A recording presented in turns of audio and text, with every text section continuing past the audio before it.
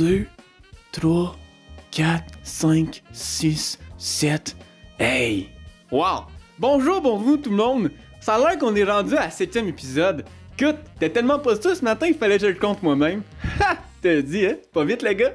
Ben oui, c'est moi, la voix de Crémouille pas. Je vous souhaite la bienvenue aujourd'hui. On espère que les conseils qui vont être véhiculés dans l'épisode vont être utiles pour vous aujourd'hui. Fait que si vous êtes pas confortable, je vous invite à vous rendre bien confortable. Si vous êtes endormi, je vous invite à vous ouvrir les yeux, vous asseoir, vous faire un beau petit café, puis écoutez ça avec une belle petite tasse de café. On a bien hâte de vous dire tout ce qu'on a à vous dire aujourd'hui. Surtout Charles Michel m'a dit. Dans la vie, là, tous les étudiants veulent être des bolés à l'école puis avoir des super bonnes notes. En tout cas, ils devraient tout vouloir. Puis c'est pas juste chez les étudiants, ça, mais chez tout le monde dans la vie. Sauf, tout le monde vit des contextes différents, c'est tout. Pis toi, comment tu réagis quand tu flottes pis que t'échoues dans des choses qui sont vraiment importantes pour toi? Enfin bref, fait que c'est ça. Écoute, j'espère que j'ai piqué votre curiosité parce que là, ça va être le tour à Charles puis Michel. Fait que bonne écoute!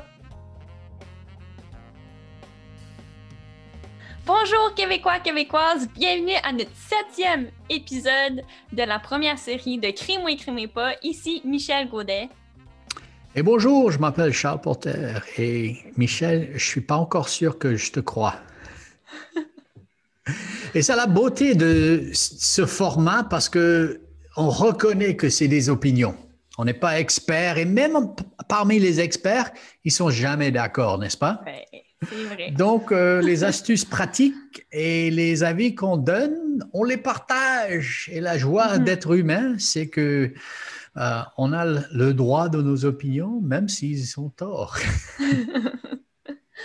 Parce que tous ceux qui ne sont pas d'accord avec moi ont tort, n'est-ce pas?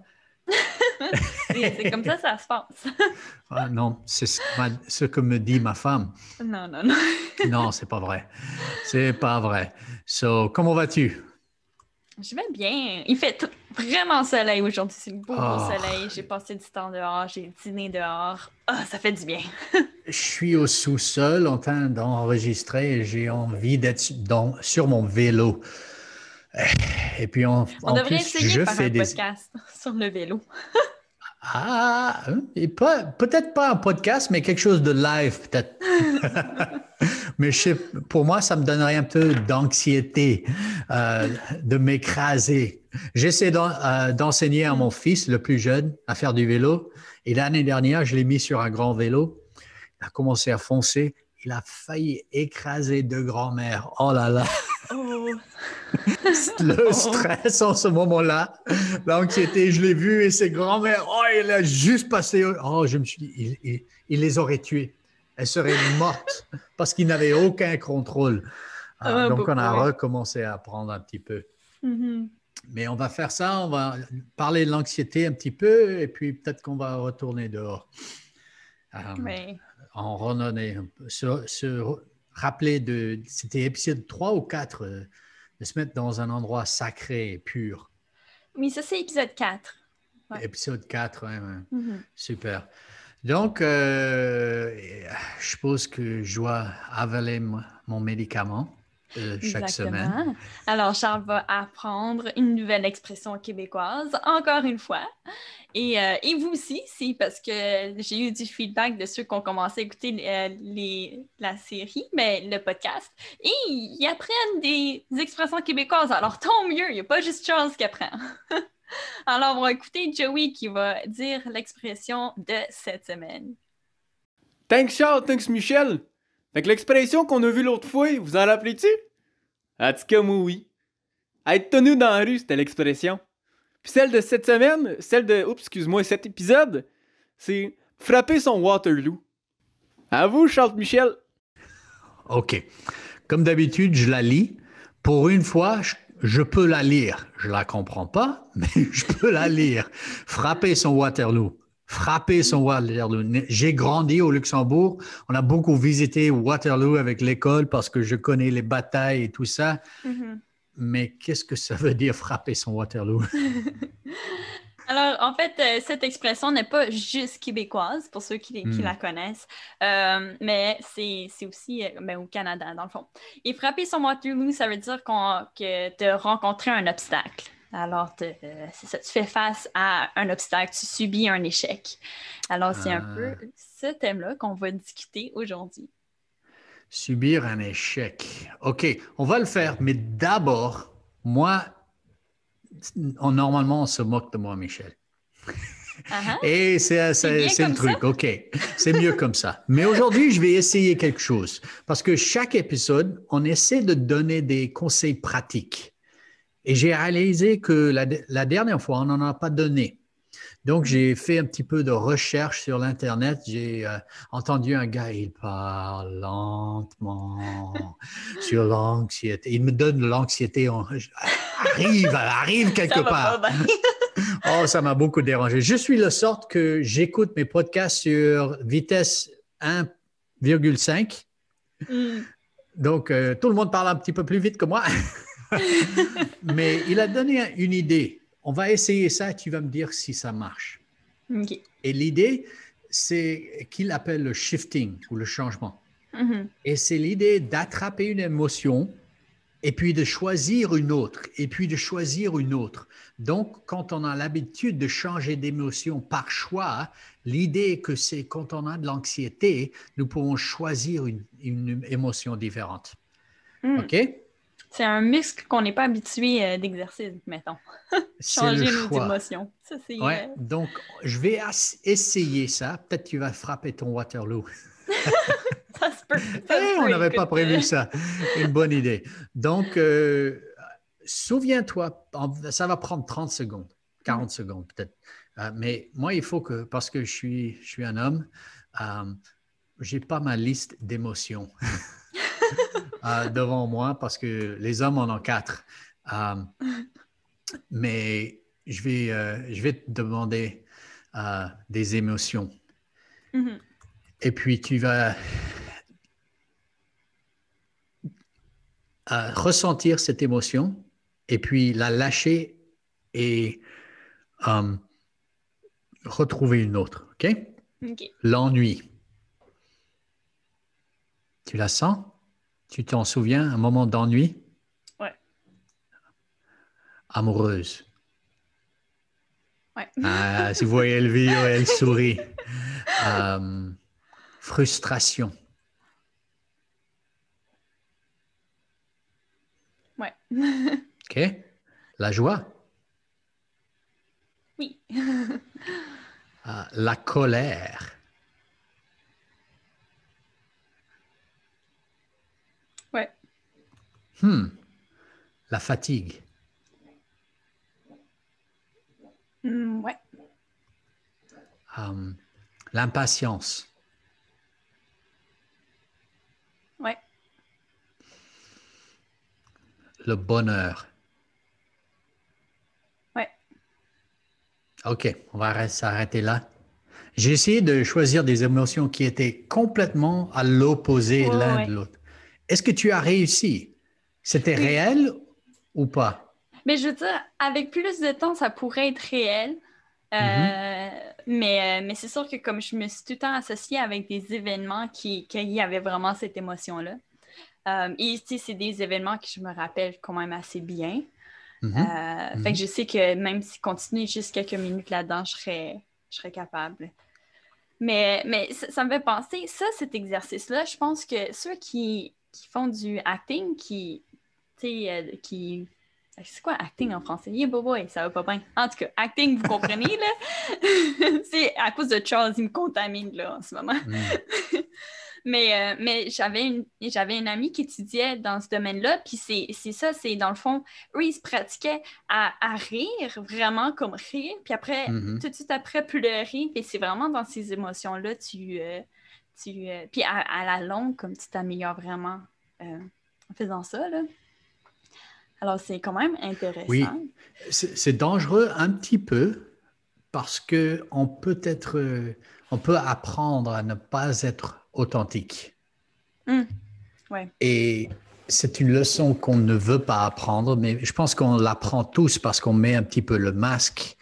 Mais quand on a de l'anxiété, si on peut choisir, même si personne n'est là, on peut choisir un moment où je vais me dire, OK, je vais ressentir la joie que j'ai sentie en ce moment-là.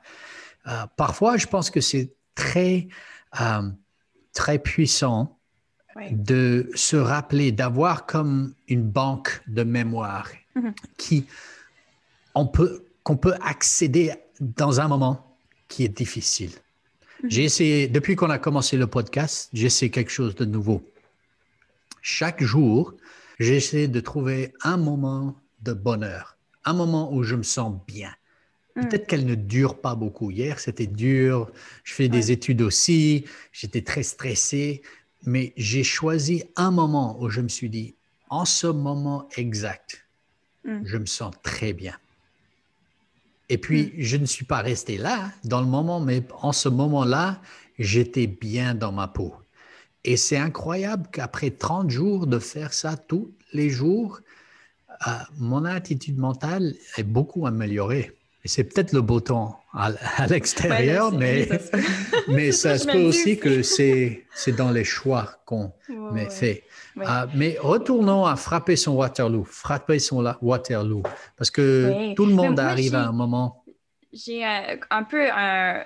Tu sais, cette semaine, moi, lundi, ça a été vraiment difficile comme au travail, mais ce que j'ai réalisé, c'est vraiment quand tu te décides que tu es de mauvaise humeur, tu continues là-dedans et ça va un peu avec ce qu'on a dit. Quand on est de mauvaise humeur, puis on s'associe à ça, puis des fois, on peut continuer là-dedans. Et c'est vraiment ça qui s'est passé lundi. Puis là, je me disais, OK, non, il faut vraiment que je décroche, là, parce que même s'il n'y avait rien qui se passait en tant que tel, je m'imaginais des scénarios de des choses qui allaient mal se passer. Les Euh, ours, oui, c'est ça, un exactement. troupeau d'ours. C'est ça. Mais fait que, c'est ça que ça faisait. Fait que moi, j'ai décidé d'appliquer un peu ce qu'on a appris dans l'épisode 4, de sortir dehors puis vraiment voir la beauté des choses Hmm. autour. Puis j'ai pris une marche, mais une marche, c'était pas assez. Je me suis juste assise pendant comme 15-20 minutes. Juste, je respirais de l'air et je fais juste regarder la nature puis comme voir les enfants jouer parce que c'est le beau temps. Et ça l'a vraiment fait du bien. Ça l'a changé le mindset de OK, comme tout va mal là, en ce moment, c'est gossant aujourd'hui, c'est pas une bonne journée, jusqu'à OK, c'est une journée un jour à la fois, you know? Oui. Fait que c'est ça. Un des anciens écrivains que j'écoute et que je lis beaucoup, euh, il parle de prendre nos pensées captives. Et cette idée est très forte parce que je pense que mes idées, quand je les laisse, c'est comme mon chien. Elle s'en va. Mon chien adore ma famille. Elle nous aime. Mais si je la laissais, elle court après les écureuils, et puis après le Mhm. papillon, et puis après l'oiseau. Elle va se perdre et elle va se faire tuer parce qu'une voiture va venir et Mhm. l'écraser. Et mes pensées comme ça, si je ne les ai pas attrapées et je leur dis d'où aller, on peut vraiment perdre le contrôle de nos émotions et Mhm. avoir une anxiété qui est très forte parce que cette anxiété est hors contrôle.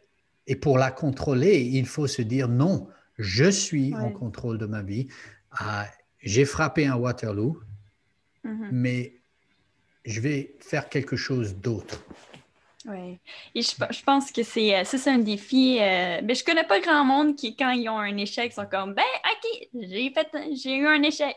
Je pense que la plupart, ça vient nous chercher parce que nous, on veut atteindre, on a toujours des standards, puis on veut atteindre ces choses-là. Et c'est ça, puis on va parler un peu de ça, de l'excellence. C'est quoi l'excellence et tout. Euh, ouais. Et oui, parce que ça peut vraiment, vraiment nous emmener dans un détour. Mhm. Et avant d'aller là, on voulait retrouver une pensée de la première semaine, c'est la neuroplasticité. Mhm. Parce qu'on voulait se rappeler que changer la façon dont on pense, c'est possible. Ouais. Il y a beaucoup de gens, oh, je suis comme ça, je suis un peu... non, c'est possible de changer sa Mhm. pensée quand on parle de la neuroplasticité, mais c'est plus dur qu'on pense. Parce que penser, c'est comme Mhm. une ornière dans une forêt. La route est faite de boue. Et le plus qu'on passe là, le plus profond que l'ornière est. Et je ne sais pas si tu fais du vélo, Michel. Oui, un peu. Un peu. Pas tant que ça, mais oui, j'en fais. Tu t'es déjà trouvé dans une ornière Ça doit quand en j'étais jeune, forêt? là. Ouais, quand tu étais jeune. Tu es Ouais, toujours ouais. jeune. Ouais. Ouais. Mais euh, je fais beaucoup de vélo, mais je me souviens, il y a des années, j'étais avec un ami, on faisait, euh, et je cherchais une voiture et il m'a mené sur sa moto. Et on était sur l'autoroute et on s'est trouvé dans une petite ornière. Et quand on va à 100 km/h, quand on va à 50 km/h, un petit détour, et ça peut être un grand accident parce qu'on est coincé dans cette ornière. Et la recherche montre que nos pensées, comme le plus que nous avons de l'anxiété, le plus que nous allons avoir de l'anxiété. Donc, que faire? Il faut ralentir, il faut mettre un panneau et il faut avoir un détour intentionnel, de choisir le détour. Donc, pour ceux parmi nous, moi-même, qui ont de l'anxiété, parfois, quand je me rappelle de mon accident de voiture l'année dernière, quand je commence à penser, oh, j'aurais pu tuer ma fille, toutes ces choses auraient pu se passer, je me mets un panneau, arrête, mais c'est pas suffisant d'arrêter. Il faut choisir le détour. Parce que le détour où ma pensée va, je peux rapidement revenir sur l'autoroute ou peut-être que je vais choisir quelque chose qui va me mettre quelque part complètement différent. Une autre exercice pour Michel aujourd'hui. OK? C'est bon. Pense à une vache rose. OK. Tu l'as? Tu l'as? Ouais. OK. Tout le monde qui Ouais. écoute, pensez à une vache rose. OK. Ne vois pas la vache rose. Ne Mais vois pas la vache rose. Pense à quelque chose d'autre. Pas la vache rose. Pas la vache rose. Tu penses, n'est-ce pas? ouais. OK. Maintenant, pense à une pomme verte. Mhm. Tu la vois? La vache rose est partie? Mais Mais oui. elle a couru, Pourquoi? en tout cas. Elle a couru jusqu'à la pomme. Mais si je te dis choisis entre la pomme verte et la vache rose, tu peux choisir? Uh-huh. Oui? Mais oui. Est-ce qu'il faut que je dise c'est quoi j'ai choisi? Non, non, c'est pas OK. nécessaire. Le point, l'idée, c'est qu'on peut choisir le détour. Donc, OK. il fallait injecter la pomme verte Mm. pour savoir si j'ai de l'anxiété, où est-ce qu'il faut que j'aille.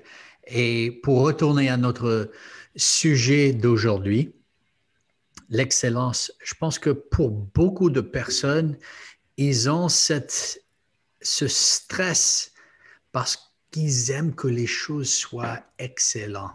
Ouais. Comme Michel, un petit peu? C'est sûr. Oh, ouais, je pense j'aime ça bien faire les choses. Puis quand je pratique quelque chose, j'aime ça que je sois capable de le faire rapidement. Là. Puis bien. Oh, donc double pression. Bien et rapide. C'est ça. C'est pas une bonne chose. Là. Des Pourquoi fois, il y a pas? des choses qu'il faut que ça prenne du temps pour bien. Il y a des choses que tu peux pas faire rapidement. Puis ça prend du temps. Et il y a des choses pour que ça soit bien fait, il faut que ça soit lent. Fait que c'est ça. Tu sais, c'est un peu dire, je sais pas, j'essaie de trouver une analogie, là. Faire pousser une plante, admettons, tu peux l'aider qu'elle pousse plus vite d'un sens, mais c'est plus la pousser en santé. Elle va peut-être pousser un peu plus vite, mais il y a quand même ses limites. Tu ne vas pas l'avoir tout de suite. Alors, c'est ça. C'est ça. Et souvent, les gens vont acheter une plante déjà faite et ils vont pas commencer par la graine parce que là, ça prend comme 2, 3, 4 semaines avant qu'on voit que ça germe ou que ça commence à pousser. Là. Je peux dire, peut-être, je ne suis pas complètement d'accord. Pas que je ne suis pas d'accord avec la deuxième chose que tu as dit, mais la première chose que tu as dit, c'est l'excellence, ce n'est pas nécessairement bon. Je pense que Non, c'est... c'est pas ça, je voulais dire OK. rapide. Ouais. Rapide. Oh, rapide, oui. Rien Ouais. d'excellent ne se passe rapidement, mais l'excellence, je pense, parfois, si je veux être inspiré et changer mon anxiété, je regarde ces auditions sur ces America's Got Talent ou ces trucs et je vois des gens, ils font des choses incroyables avec une excellence superbe et je ne sais pas pourquoi, mais ça me donne de la joie de voir quelqu'un d'autre faire quelque chose d'excellent. Je sais que je ne vais jamais chanter ou danser ou faire que ça, mais il y a une joie en regardant l'excellence. Mais il y a, si on prend ça trop loin, l'anxiété arrive. Tu me disais que ton amie Anne en avait discuté. Oui, Anne, elle a parlé un peu du stress, l'anxiété. Alors, c'est ça, elle va en parler un peu, mais dans le fond, c'est pour dire que le stress, c'est bon jusqu'à un certain point où est-ce que c'est malsain. Alors, c'est ça. On va l'écouter. Dans le fond, comme j'ai déjà dit, l'anxiété, c'est quelque chose de normal. Puis ça nous permet d'être plus performants dans des situations stressantes. Fait que pas beaucoup d'anxiété, on est moins performant. Un peu plus d'anxiété, ça nous permet d'être de plus en plus performants jusqu'à un certain point critique où c'est la performance optimale, ça nous permet d'avoir une meilleure capacité de concentration, d'être plus réveillé. Mais là, si on a encore plus d'anxiété, ça diminue la performance jusqu'à un moment donné où on est contre-performant, on a tellement d'anxiété que là, justement, il peut arriver le syndrome de la page blanche ou de plus être capable de se concentrer du tout. T'sais. Il y a plusieurs choses qui vont faire que trop d'anxiété, on ne fonctionne plus bien. Well, comme d'habitude, Anne, c'est une femme très intelligente. Il faudra qu'on l'ait sur le podcast et qu'on me remplace peut-être. Mais pour toi, l'excellence, tu dis que parfois, ça vient d'où? Bien, l'excellence, je pense, ça vient un peu des standards qu'on se met, de ce qu'on voit autour de nous. Et, parce que c'est sûr que si on n'a jamais vu quelque chose qui est bien fait, d'un sens, on va pas le faire. Fait, admettons, comme en architecture. Alors, on va voir une maison, mais si la personne n'a jamais vu comment bien faire une maison, il ne va jamais atteindre cette excellence de que ça fonctionne bien, que ça soit conforme au règlement, que ça soit vivable et tout. Mais si quelqu'un a vu, puis qu'il a étudié, il a vu comment c'était fait, s'est inspiré ailleurs, il va savoir c'est quoi l'excellence et atteindre ça. Et même encore là, à chaque fois, de génération en génération, on apprend et on cherche toujours plus loin c'est quoi l'excellence. Alors même l'excellence, ça change avec le temps qu'on y pense un peu parce qu'on évolue et c'est ça. Mais c'est ça, l'excellence, ce qui est important de savoir, c'est pas la perfection. Et on va parler du succès aussi. Il y a beaucoup, John Maxwell, il dit, c'est pas... les échecs, c'est pas quelque chose de mauvais. En fait, c'est souvent les gens qui ont du succès, ils ont fait beaucoup d'échecs, mais ils ont toujours osé d'aller plus loin, toujours cherché de continuer et ils se sont tout le temps relevés debout et ils ont appris des échecs. Alors, c'est tout le temps ça. Alors, pour atteindre l'excellence, il va avoir des échecs. Alors, frapper son Waterloo, c'est une saison, c'est un moment qui est temporaire, qui peut nous diriger plus loin parce qu'on apprend. Et c'est ça. Mais je voulais aussi parler de la comparaison parce qu'on peut, comme qu'on a dit, comme Charles a dit quand il écoutait American Got Talent, c'est quelque chose d'excellent et lui, ça lui amène une joie. Aussi, je pense que tout le monde, là, souvent sur les réseaux sociaux, on va suivre les gens, on va écouter des vidéos ou whatever, des choses qu'on aime ou qu'on veut faire. Et il y a cette inspiration. Alors, voir ces choses-là, ça nous inspire à faire, pas nécessairement faire plus, mais soit changer notre style de vie, soit adapter des nouvelles routines, peu importe ce que c'est. Mais la comparaison, c'est ça qui peut détruire vraiment une personne, dans le sens qu'ils ne vont jamais se sentir à la hauteur.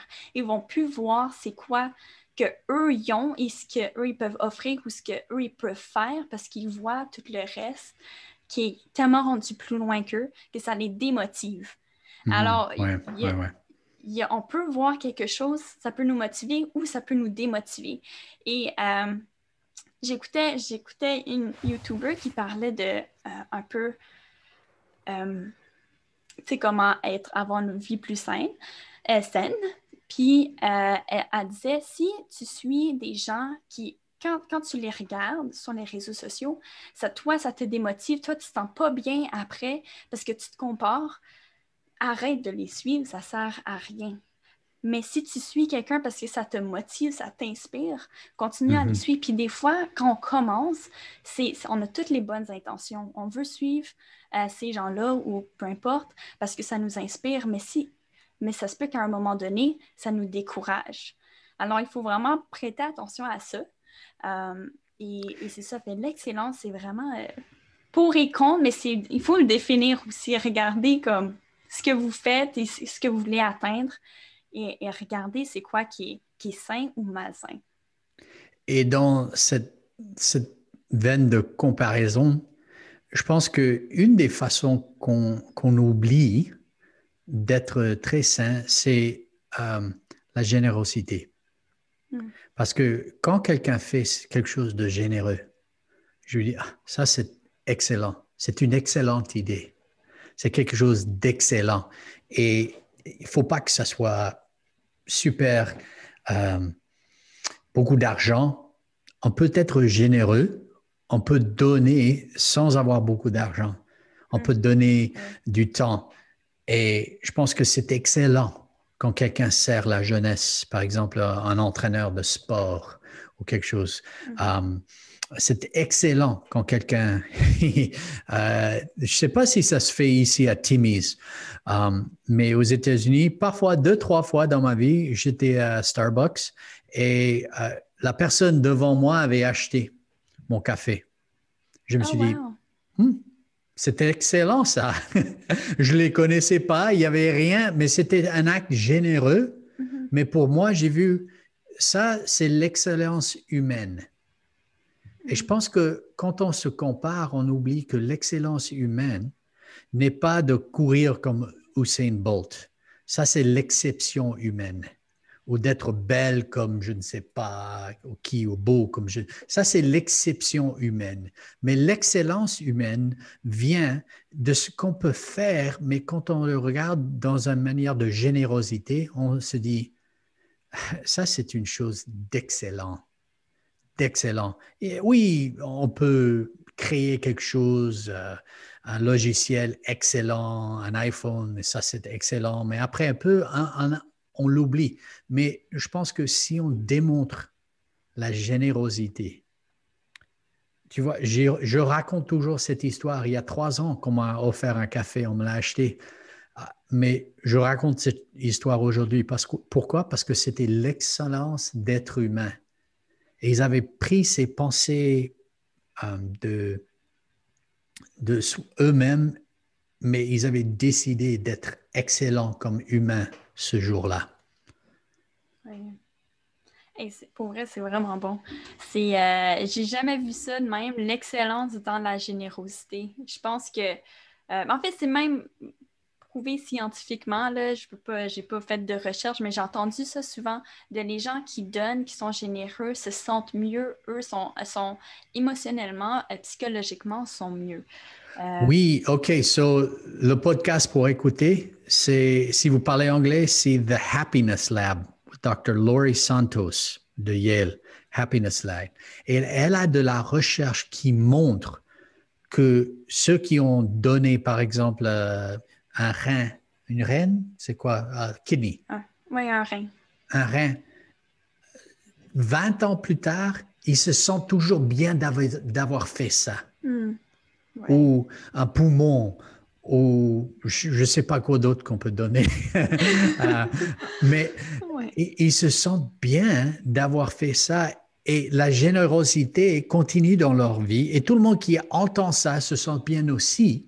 Donc, si on veut faire quelque chose d'excellent, la recherche démontre que faire quelque chose de généreux, cette mémoire, même si personne ne le sait, cette personne qui m'a acheté le café, je ne sais pas qui c'est, mais ils se sentent bien quand ils se rappellent de ce truc. C'est les gens qui disent « Oh, je lui ai acheté un café », eux, ils ont perdu. OK? Ça n'aide pas. Mais la mémoire de la générosité, de l'excellence humaine, qu'on peut dire, est incroyable pour ce que ça fait. Donc, je vous recommande, si vous êtes anxieux, trouvez un acte de générosité envers quelqu'un. Oui. Et vous allez voir que ça va changer votre attitude mentale. So ça, c'est peut-être le défi pour cette semaine. Faites quelque chose de généreux et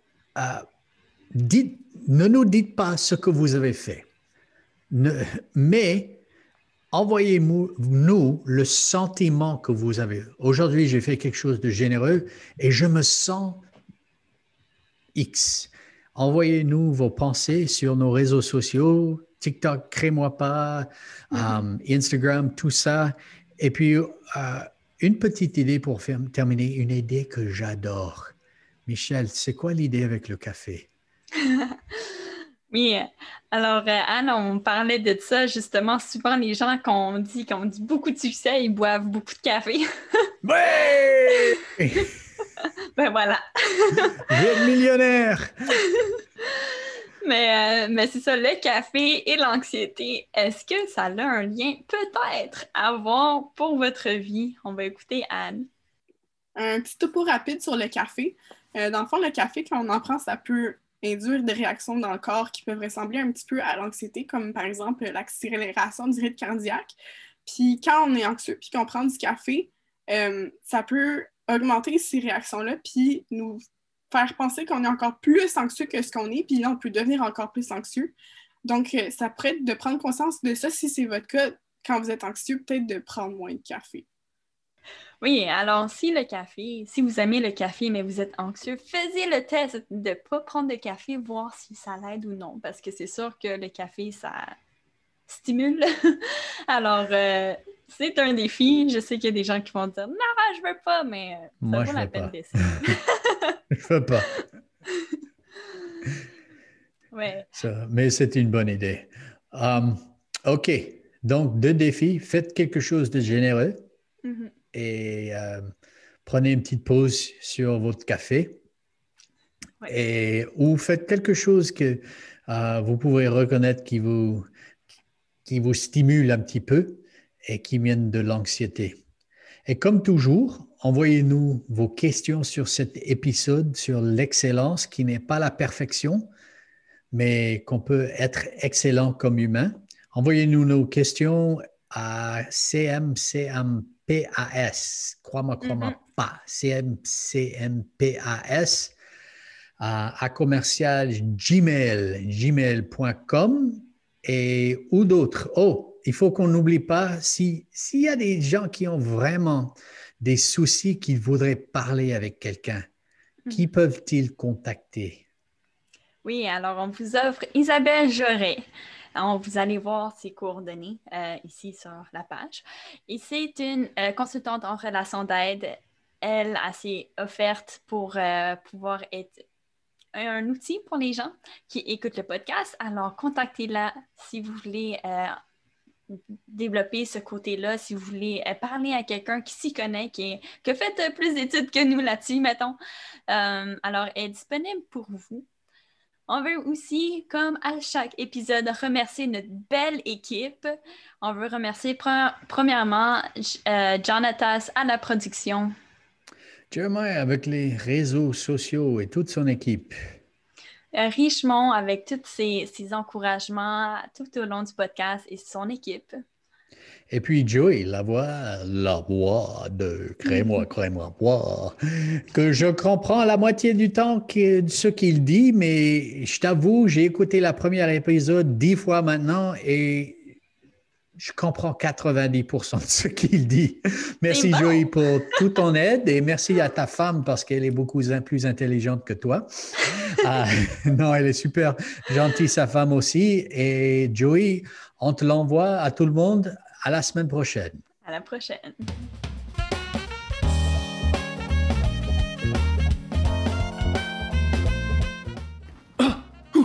Déjà? Hey, je te dis, je l'ai pas vu passer, moi, cet épisode-là. Écoute, c'était tellement intéressant on dirait que j'étais dans l'épisode. Écoute. Fait que là, l'expression québécoise qu'on a vue aujourd'hui, c'était frapper son Waterloo. L'expression qu'on va voir la prochaine fois, c'est être un séraphin. Fait que j'espère que vous avez aimé cet épisode-là. En tout cas, moi, oui. Je sais pas pour vous autres, mais moi, je trouve que nos autres sont pas mal cool. Ils sont ça à coche. Fait que, encore une fois, merci pour votre écoute.